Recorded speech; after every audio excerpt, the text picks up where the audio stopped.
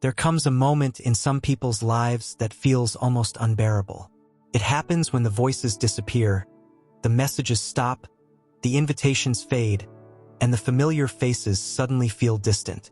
There is no warning, no explanation, just silence. And in that silence, the only thought that seems to echo in the mind is this: why am I having to walk alone? It feels like abandonment. It feels like punishment. It feels like rejection. But listen carefully. What if it is none of those things? What if this season of solitude is not loss, but selection? When God forces you to walk alone, He is not removing people to hurt you. He is removing distractions to bless you. Because there is a kind of destiny that can only be discovered when the crowd is gone and only His voice remains. This is not the path of the forgotten. This is the path of the chosen. You are not walking alone because you failed. You are walking alone because you were called. 1. God removes the crowd to reveal your true strength. As long as people surround you, you never truly see what you're made of. You don't realize how strong your faith is until it is tested in isolation. You don't know how deep your prayer life is until there is no one left to pray for you. You don't discover if God is truly your foundation until everything else is taken away. Look at Elijah. He went from standing before kings to hiding in a cave, alone, hunted, afraid. From fire on Mount Carmel to silence in the wilderness. It looked like defeat. It looked like the end. But that cave wasn't his tomb, it was his training ground. In that lonely place, God didn't shout. He whispered, and Elijah finally heard Him. Sometimes God removes the noise around you because He wants an unshared moment with you. Not because you are worthless, but because you are precious. Not because you are weak, but because He is building strength in you that cannot be taken. If everyone walked with you, you would rely on them. But if you walk alone, you learn to rely on Him. And that is where true power is born. 2. The lonely road is the road to clarity. When distractions disappear, vision returns. When you are surrounded by people, opinions, expectations, and emotions, your spiritual vision becomes blurred. You start living according to what others think. You start measuring your worth by their approval.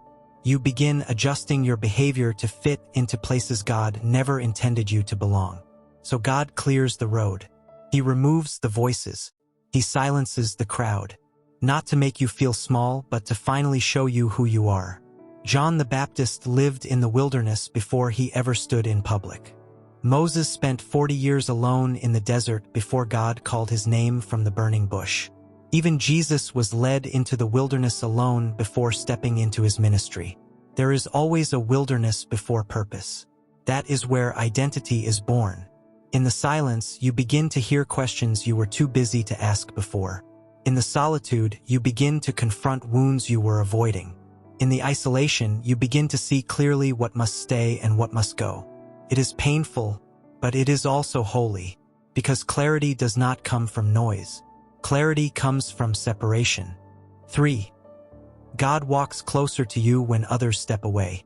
You may feel like no one is beside you, but heaven has never been closer. Scripture says in James 4 verse 8, "Draw near to God, and He will draw near to you."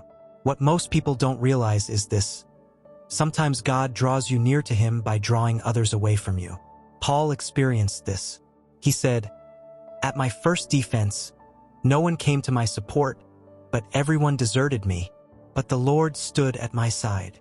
When humans leave, God remains. And not only does He remain, He stands closer. He becomes your conversation. He becomes your comfort. He becomes your companionship. He becomes your strength. This is when God stops being just a belief and becomes a presence. In loneliness, religion dies and relationship is born. And what you gain in that intimacy with God is worth more than anything you lost. 4. Walking alone prepares you to carry greater weight. Not everyone can go where God is taking you. That's not pride. That's purpose.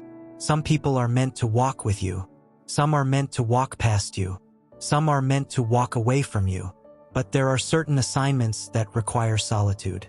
David had to face Goliath alone. Joseph had to survive the prison alone. Jesus had to carry the cross alone. Leadership is born in solitude. If God allowed everyone to stay, they would become your support system instead of him. And when the real battle comes, when the real responsibility arrives, you wouldn't be strong enough to carry it.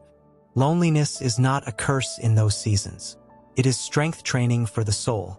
God is teaching you how to walk even when no one claps, how to stand even when no one believes, how to trust even when no one understands.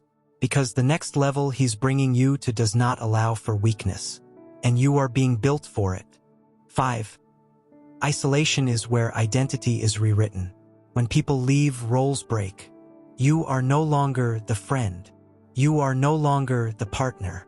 You are no longer the helper. You are no longer the strong one. You are just you. And when there's no one to define you, God finally does. This is when he tells you who you really are. Not rejected, chosen. Not forgotten, protected. Not delayed, prepared. Not broken, being rebuilt. It is in isolation that he reminds you of your value. It is in solitude that he reintroduces you to your calling. It is in the quiet that your true name is spoken in heaven. Look at Jacob. He wrestled with God alone in the night. And when morning came, he was no longer Jacob. He was Israel. A new identity is always born in a lonely place. 6. The blessing of walking alone is spiritual authority. There is a level of understanding that cannot be taught by people, can only be learned in suffering. It is learned when you trust even when it hurts. It is learned when you praise even when it's quiet. It is learned when you choose God even when life disappoints you. This kind of faith cannot be shaken, and that kind of faith carries authority. When you walk alone with God long enough, something changes. You begin to walk differently. You speak differently. You move differently. You see differently. Because you have tasted what it is like to have only God and realize he is still more than enough. If you feel abandoned, if you feel unseen, if it feels like everyone left you behind, hear this clearly. You are not being punished. You are being positioned. You are not walking alone because you are unwanted. You are walking alone because you are becoming unstoppable. The road may be silent. The nights may be long. The questions may be heavy. But God is closer now than ever before. And when this season ends, and it will, you will not return the same. You will come back stronger, wiser, prepared. So don't rush the solitude. Don't fear the silence. God himself is walking with you, and whoever God walks with cannot be left behind. Even when I walk alone, God walks with me. The road is lonely, but the destination is glorious.